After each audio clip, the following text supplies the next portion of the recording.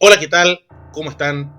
Comenzamos este podcast número 46 de Estudio 6, ¿cierto? Estos espacios en que nos dedicamos a dar rienda suelta a una emisión de más larga duración para conversar sobre un punto histórico que, ya sea por falta de material gráfico pero que tiene mucho interés, o porque a veces es un tema que requiere de demasiada extensión y este mecanismo nos da más libertad de formato, compartimos con ustedes algunas de nuestras historias con historia, siempre teniendo como norte la historia, valga la redundancia, como punto de encuentro, y a ustedes, nuestros queridos, en este caso auditores o telespectadores, como nuestro motivo a seguir. De alguna forma, como lo quise plantear hace unos días atrás en una de mis redes sociales, nosotros no bajamos los brazos, y cuando lo hemos hecho los hemos vuelto a levantar porque ustedes nos ayudan a no bajar los brazos, con su sintonía, con sus palabras de apoyo, y vamos a referirnos en algún minuto a esto, también con los aportes materiales. Antes de hacer, ¿cierto?, nuestras menciones características de nuestros avisadores y, por supuesto, algunos agradecimientos, yo quiero pedir una pequeña disculpa. Estoy con la voz un poquito más tomada porque estoy con alergia. Estamos en la temporada de primavera y se me manifestó una alergia que me siento bien, no tengo ni fiebre, nada, pero estoy un poquito congestionado. Entonces también yo quiero excusarme ante ustedes porque voy a estar con este tono de voz que a lo mejor no es el más característico que tengo siempre a la hora de emitir estos podcasts. También quiero aprovechar de primero felicitarnos a todos por el triunfo que tuvo la Teletón de la Fundación Teletón, no las Teletones del canal, este fin de semana, ¿cierto? Que logró su meta, sobrepasó los 38 mil millones de pesos, en más de 2.000 millones pasó la meta, aunque pareció lejano, y de alguna forma nosotros la semana pasada, para quienes escucharon el podcast que trataba sobre la primera Teletón de el 8 y 9 de diciembre de 1978, nuestro llamado siempre fue, en ese caso, a colaborar con nuestra cruzada histórica nacional, ¿cierto? Esta cruzada solidaria que nos ha demostrado que la sociedad chilena ha sido capaz de solucionar un problema o de enfrentar un problema por sí misma, sin necesidad de ser obligada, sin necesidad de que intervenga el Estado, con los riesgos que ello implica, sobre todo en un país como Chile, y el Chile actual además. Y en eso nos deja muy satisfechos. Nosotros también colaboramos en términos particulares con la Teletón, y espero que ustedes también lo hayan hecho en su caso. Por eso, una felicitación. Agradecer también por los bastante buenos resultados, muy por lo que yo pensaba, que tuvo el episodio estrenado extraordinariamente este domingo 10, ¿cierto? Que es el episodio conmemorativo de los 40 años del triunfo de la televisión chilena, en rigores de Fernando Viergo, en representación de la televisión chilena, en la OTI 84. ¿Por qué se hizo el domingo? ¿Cierto? Es un poco obvio, pero no se ha dicho. Porque el domingo 10 se cumplían exactamente los 40 años del 10 de noviembre de 1984, cuando Viergo, con su Agualuna, que como hemos dicho, la mejor canción, a mi gusto es la mejor canción del repertorio de Viergo, empatada con Un café para Platón, si tuvieran que preguntarme en lo personal. La mejor canción que mandó Chile a la OTI, en eso no tengo absolutamente ninguna duda, y eso que quizá algún día haga algún ranking musical con lo top de Chile en la OTI. A mi gusto, una de las 3 mejores ganadoras de la historia de la OTI en general. A mi gusto solo la sobrepasan Hoy Solo Canto por Cantar, de la televisión puertorriqueña Niña Caro, el año 74, y hasta cierto punto Hincho Barrilete, de Nicaragua, el año 77. Y nosotros dijimos, yo calculé, vamos a competir, ese día se definía el Campeonato Nacional de Primera División, que lo ganó Colo-Colo, y yo supuse que el rating iba a ser bajito, y en realidad tenía un rendimiento de sintonía bastante bueno, pese a competir con el campeonato de Colo-Colo y a nuestras dificultades de difusión. Por lo tanto, yo quiero agradecer a quienes le han reproducido ese episodio, a quienes también le dieron me gusta, y quiero invitarlos, por supuesto, a seguir, que lo sigan divulgando, porque de verdad se hizo con mucho cariño, recordando un momento histórico de la música chilena, que en el fondo trata sobre una belleza de tema, y cómo esa belleza de tema le ganó a los pronósticos. ¿ya? Y Chile le ganó los pronósticos. Además de esto, bueno, vamos a entrar, no es verdad, a nuestras clásicas menciones de nuestros avisadores y colaboradores. Primero, como siempre, nuestros amigos de Newen Digital, la fuerza que necesita tu negocio para crecer en Internet. Contáctalos si tienes un emprendimiento y tú quieres difundirlo en la web. En Newen Digital tienen un presupuesto, te van a entregar un presupuesto a la medida de tus necesidades. Contáctate con ellos en su correo electrónico, lo dejamos en pantalla, ¿cierto? hola@newendigital.cl, en su sitio web www.newendigital.cl o en su Instagram @newendigital, ¿cierto? Y ellos te van a asesorar a la medida exacta de tus necesidades. Esto es como un traje hecho por un sastre, perfectamente a la medida de lo que tú requieres. Por supuesto, también invitamos a que ustedes sigan a nuestro amigo Felipe. Ya lo tuvimos, de hecho, lo vamos a recalcar, lo tuvimos de invitado, ¿cierto? En nuestro último 525 megas fue nuestro invitado a conversar, en esa ocasión sobre el gran Jorge Luis Borges. Y por supuesto, tal como entonces y como siempre, los invitamos a que visiten su canal FM Cuentacuentos, ¿cierto? El nombre aparece en pantalla en este momento, para que reproduzcan Tenemos las noches contadas, su antología casual, donde reproduce pequeños textos, y se viene otro espacio más, aparentemente. No lo quiero echar al agua. Y por supuesto que se suscriban a su canal. La idea es que también este proyecto, que de alguna forma es como un proyecto hermano nuestro, más joven que nosotros, pero más joven el proyecto. Voy a contar una curiosidad. Con Felipe seríamos más jóvenes uno del otro por horas, pues nacimos el mismo día. Él alguna vez lo explicará quizá también. Se suscriban y vean su extraordinario podcast donde tenemos las noches contadas, donde él entrevista a gente del mundo cultural y editorial para saber de qué va. Y por último, nuestros avisadores de VBP Propiedades, gestión inmobiliaria en buenas manos. Si tienes la necesidad de comprar, vender o arrendar una propiedad, contáctate con ellos en fmarilao@vbp.cl, la dirección está apareciendo en pantalla. Preséntales tus antecedentes y ellos te van a dar una gran asesoría para que tú puedas resolver tu problema y sacar adelante tu negocio inmobiliario. Más de 15 años los avalan y nosotros podemos dar fe de aquello. Además, ya sabemos que a mí en lo personal ya me han llegado auditores diciendo que ya ellos están viendo temas con VBP, por lo menos una persona me acuerdo perfecto, y está de lo más satisfecho. Así que podemos dar fe de esa situación. Como ya pasó la Teletón de la ex Sociedad Pro Ayuda al Niño Lisiado, ahora nosotros volvemos a nuestra causa de siempre, que es que si nos pueden dejar sus aportes, ¿cierto? Este canal también hay que mantenerlo, materialmente hablando, en nuestro Flow. El link siempre se deja en la descripción de cada video, o en el PayPal del canal, que está en la descripción del canal. Y quisiera comentar que tenemos que definirlo. Voy a hacer una explicación de un par de minutos y con esto quedamos listos para pasar al fondo del tema de hoy día. Por una razón que es quizá la vamos a explicar en su minuto, quizá en un próximo podcast, si es que hay un podcast antes de esa Teletón. Nosotros tenemos que definir si la Teletón va a empezar. La próxima Teletón del canal va a durar 5 días, eso ya está definido. Lo único que no sabemos es si la empezamos el 24 de noviembre o la terminamos el 24 de noviembre. ¿Por qué el 24 de noviembre? Se lo vamos a explicar brevemente. Ese día se cumple un año desde que quien habla fue víctima de un asalto y perdió su teléfono. Y justamente la comunidad que se armó en mi cuenta de Twitter y en torno al canal permitió que se hiciera una colecta en esa ocasión, colecta que yo no solicité. De hecho, fue una iniciativa de auditores y telespectadores del canal que se organizaron para hacer una colecta para que yo pudiera reponer el teléfono. Que yo estaré eternamente agradecido de esas personas. Se entregó, y por eso hoy en día las Teletones nosotros entregamos un balance diario de cómo van sumando las platas, porque ahí lo hice porque no podía jugar con la fe de la gente.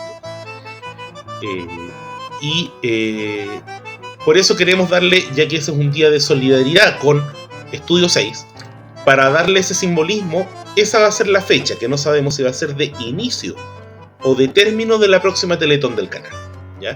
Para que quienes deseen aportar ya sea en nuestro Flow, en el PayPal, para quienes deseen donar desde el extranjero o les sea más cómodo hacerlo en dólares, Y quienes tengan la cuenta bancaria personal también recibimos obviamente depósitos directos.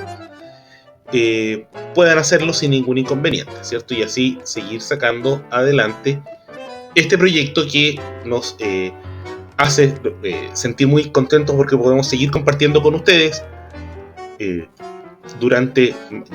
cumplimos más de 2 años, tantas historias que nos han permitido conocernos más y compartir más. Y con estas palabras, y agradeciendo nuevamente la sintonía, vamos a dar paso al tema principal de hoy día, donde vamos a retroceder en el tiempo hasta mediados del siglo XVII. Y es que vamos a hablar de una situación que era anómala, es anómala hasta el día de hoy, visto de la lógica de una república, y era anómala en la perspectiva del periodo conocido como la colonia. Alguna vez explicaremos, quizá en un short o quizá en un podcast, que el concepto de colonia no es estricto en términos jurídicos, pero como no estamos en un canal de derecho, sino que en un canal de historia, vamos a referirnos siempre a la colonia como lo que ha sido conocido como la colonia. La colonia en Chile fue un periodo convulsionado. Dentro de los dominios del Imperio Español, de los territorios del Imperio, este debe haber sido de los más conflictivos por la existencia de la llamada Guerra de Arauco, ¿cierto? Donde los conquistadores españoles no fueron capaces, por distintas razones, fueron capaces de establecer un dominio más o menos permanente desde el río Biobío hacia el norte. De allí hacia el sur, la situación fue bastante fluctuante, y particularmente durante el periodo de la colonia, post-desastre de Curalaba, fue bastante inestable. Habían dominios españoles al sur del Biobío, pero estaban constantemente sometidos a asedio y muchas veces terminaron desapareciendo igual.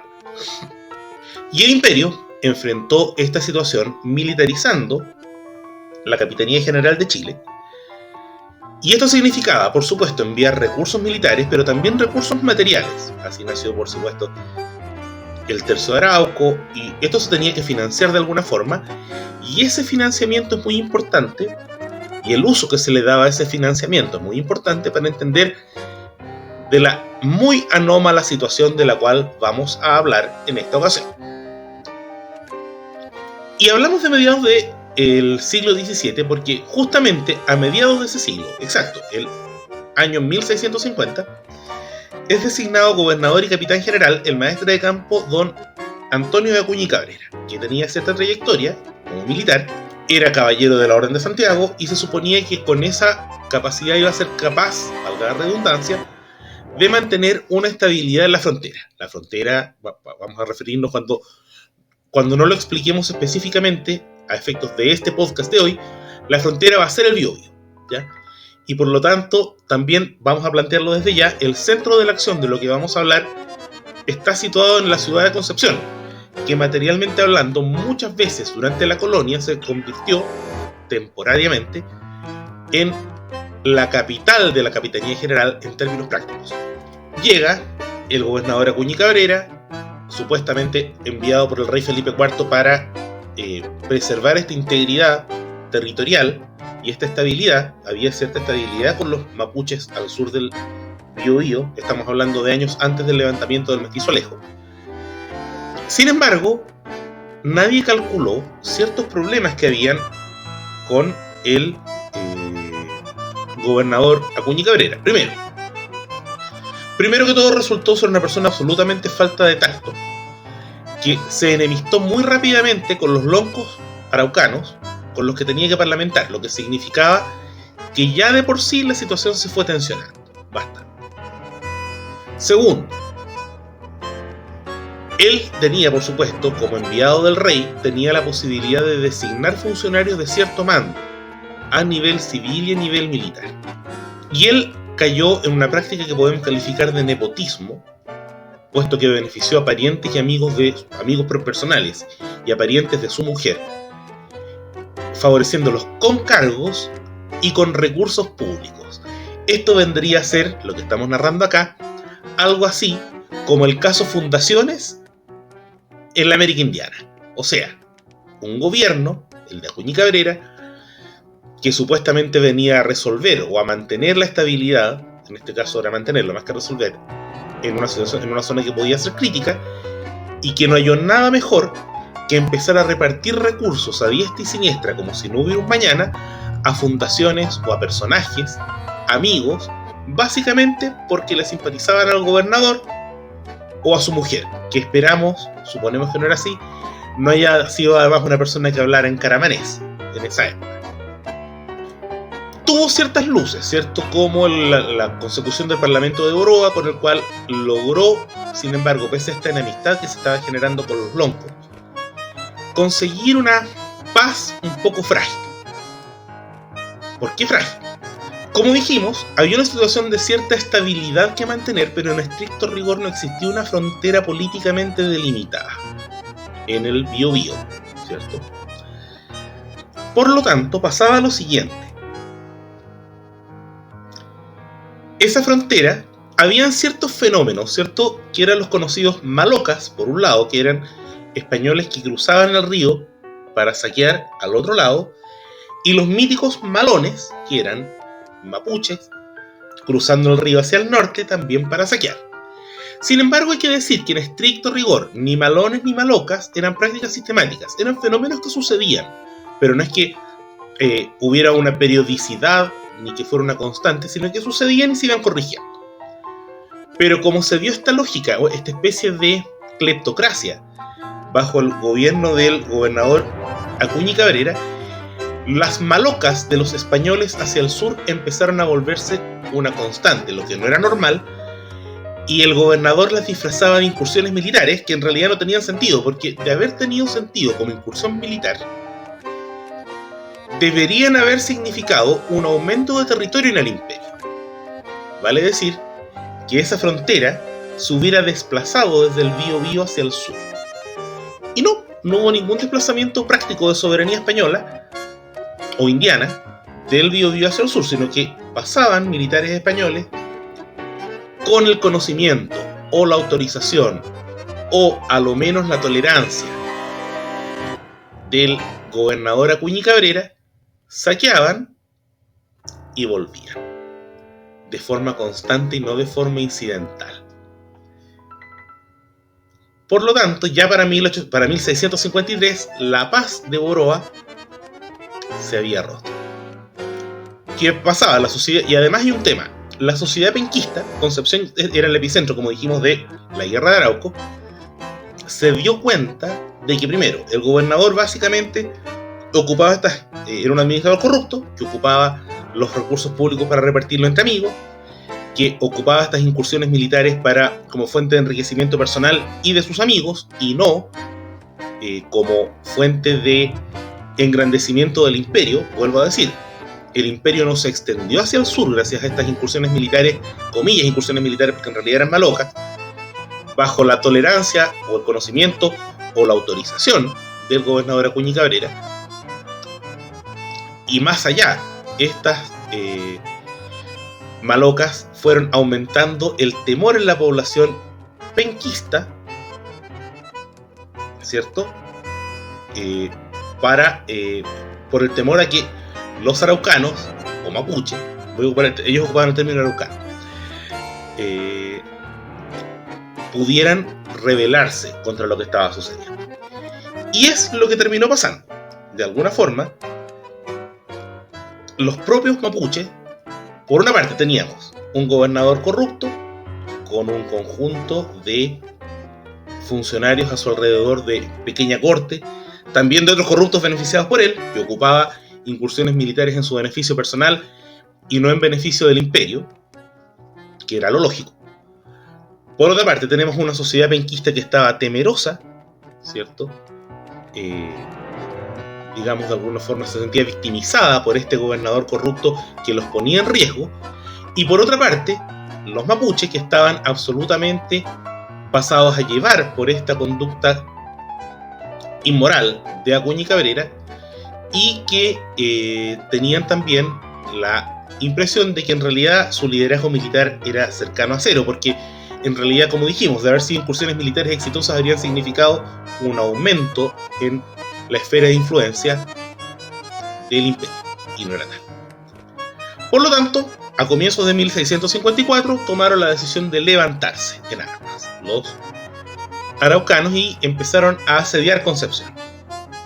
Y aquí es donde viene un momento clave en esta historia. La noche del 14 de febrero de 1655.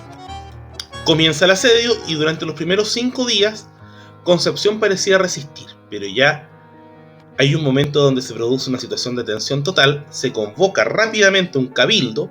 Los cabildos, no voy a explicar en términos jurídicos, pero en resumidas cuentas eran reuniones organizadas de los vecinos para promover ciertos temas de interés general. Se llama un cabildo para la tarde del 20 de febrero de 1655, y al término de la reunión salen las masas de penquistas de este cabildo a perseguir al gobernador a su casa en Concepción con el grito de ¡Viva el rey, muera el mal gobierno! Acuña y Cabrera, viendo este fervor en su contra de los vecinos de Concepción, defendiendo ellos, por supuesto, su integridad y también defendiendo a la corona, los vecinos, ¿entiende? Y Acuña y Cabrera, en vez de enfrentar su responsabilidad, huye a esconderse en una instalación, en una iglesia de los jesuitas, ¿cierto? La Compañía de Jesús, de la cual hemos hablado en un par de oportunidades en esta cuenta, siempre dando cobertura a gente muy especial, ¿no? Se esconde con los jesuitas, Acuña, y desde la iglesia, muy valientemente, remite por escrito su renuncia a la gobernación. De esta forma, sucedía un hecho inédito en la historia de el Chile, por mucho que fuera el Chile colonial. Se producía por primera vez que tengamos registrado un derrocamiento por un alzamiento popular en Chile, ¿cierto? Uno siempre, y aquí hemos hablado varias veces de alzamientos, putsch, golpes de estado, ¿cierto? Por lo pronto, este mismo año hablamos del ruido de sable. No es verdad, en algún minuto en este canal, uno de los episodios más vistos de este canal tiene que ver con la historia de la masacre del Seguro Obrero, que era un alzamiento contra el gobierno de Alessandri Palma, ¿cierto?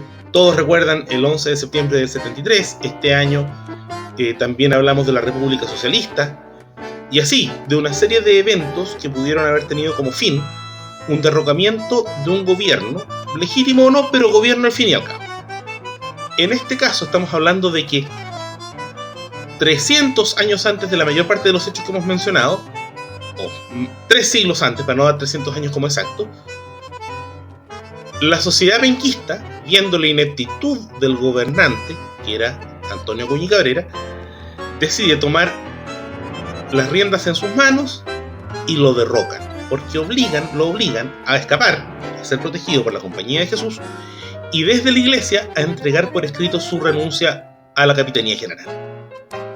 En estricto rigor había habido un intento antes, ¿cierto? Que es el intento de Pero Sancho de Lahoz de matar a Pedro de Valdivia en los primeros días de la conquista, en 1541.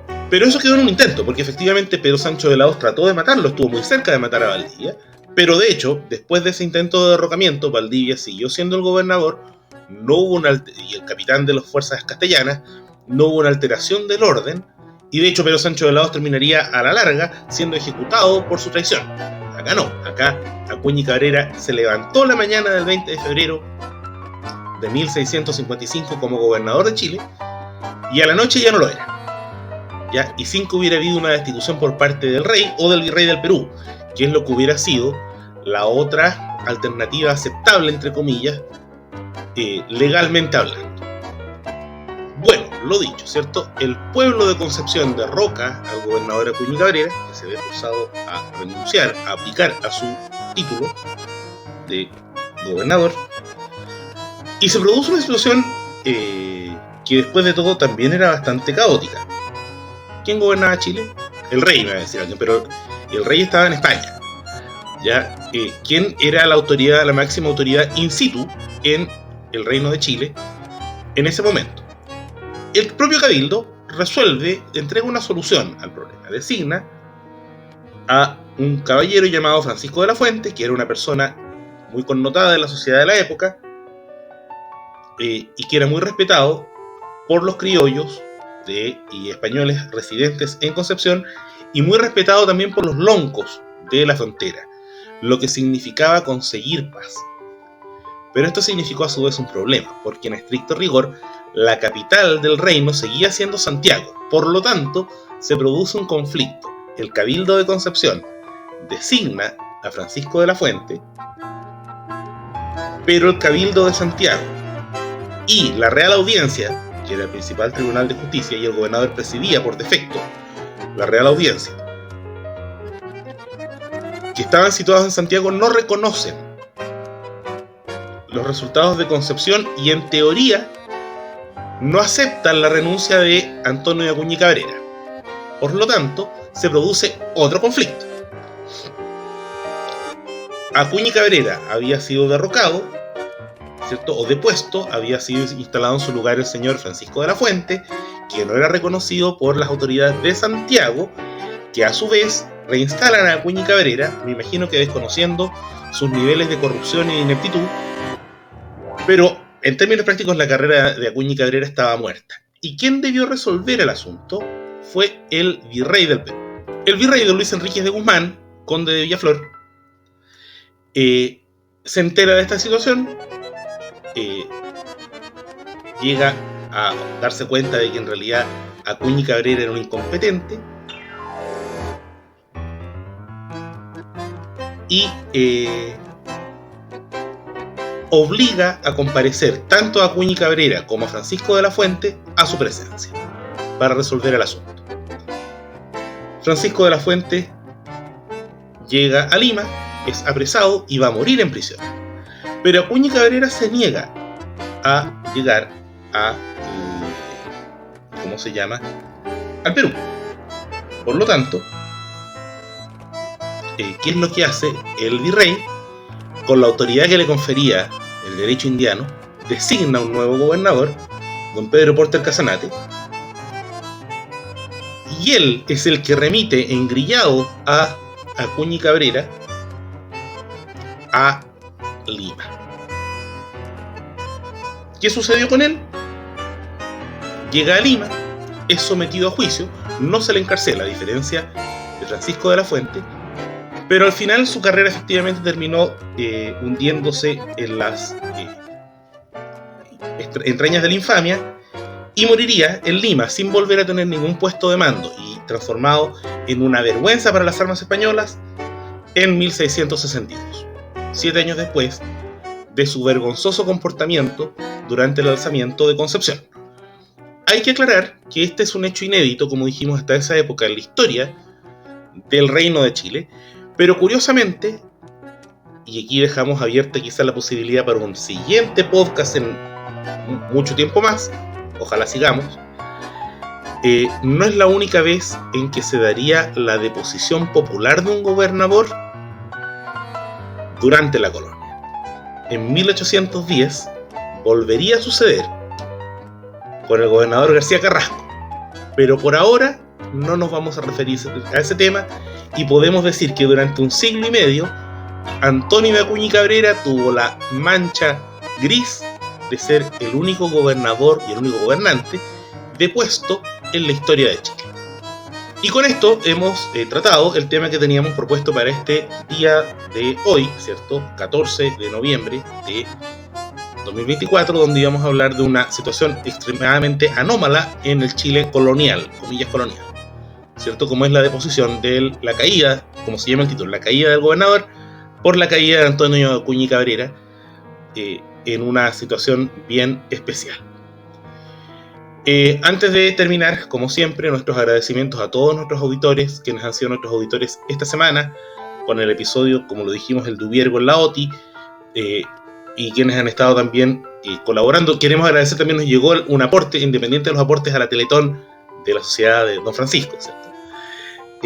Nos llegó a nosotros un pequeño aporte, no vamos a dar la cifra, y que entendemos que la persona nos mandó un mensaje, Javier, solamente voy a dar su nombre de pila, que nos mandó un mensaje diciendo que él lamentaba no poder donar más al canal, pero que él esperaba poder hacerlo más dentro de poco, y la verdad nosotros agradecemos porque sabemos que haya sido lo que haya sido, sean 1.000 pesos o 1.000.000 de pesos, son los topes que nos coloca la página, por eso coloco esas cifras. sabemos que esos aportes son de corazón, ¿ya? Y para darle continuidad a este proyecto, que como decimos se debe al aporte material de ustedes, pero también, por supuesto, a su buena disposición de escucharnos o vernos en los episodios y seguir dándole tiraje a este proyecto. Deberíamos tener un episodio estreno ya la semana que viene, como corresponde, el día lunes 18 de noviembre, con un tema que va a tener que ver con el pasado reciente, aún más reciente que el del último episodio, ¿cierto? Que era 84, aquí sería aún más reciente. Tenemos que definir un par de líneas ahí para saber de qué va a tratar exactamente, pero ya tenemos más o menos claro, o sea, la época la tenemos clara y más o menos clara la temática. Tenemos que definirnos si es por un tema específico o por otro. Pero ya daremos cuenta de ello, vamos a lanzar el réclame respectivo, esperamos antes del sábado. Bueno, como siempre agradecemos su buena disposición para acompañarnos cada podcast y cada episodio.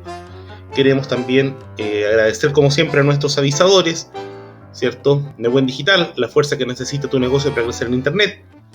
A nuestro amigo Felipe con su canal FM Cuentacuentos y sus Tenemos las Noches Contadas, y ahora su antología casual, y pronto otro espacio aparentemente, esperamos que salga muy pronto al aire.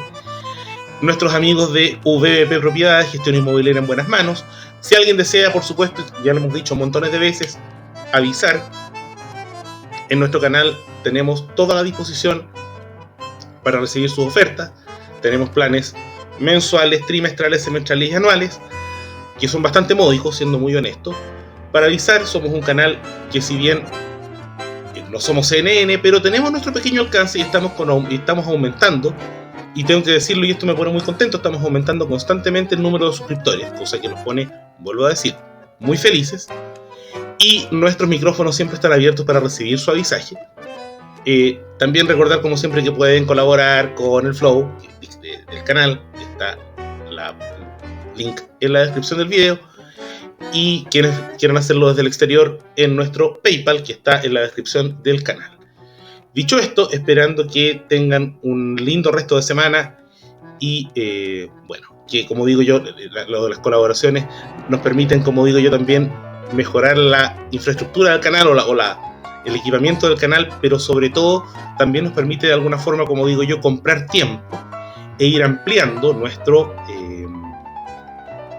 programación, porque así podemos dedicarle más tiempo a esto. Y hay una cosa que quería mencionar, que probablemente, y creo que ya lo hemos mencionado antes, vamos a hacer una promoción para ver si conseguimos columnistas. Ahí vamos a hablar de las condiciones específicas para ir ampliando la programación del canal. Esto deberíamos definirlo idealmente de acá a fin de mes, al igual que lo del sitio web. Dicho todo esto, muchas gracias por su preferencia y será hasta el próximo lunes en un episodio, y ojalá hasta el jueves de la semana, hasta el jueves 20, con un nuevo podcast de Estudio 6 como siempre. Hasta entonces.